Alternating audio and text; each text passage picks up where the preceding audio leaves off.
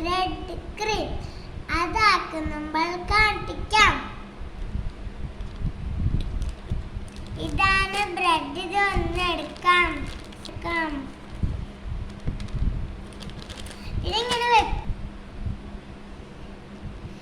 ഇതെടുക്കാം. ഇതെന്റെ favourite bread കിട്ടി തിന്നുന്ന നൂട്ടലാണ്.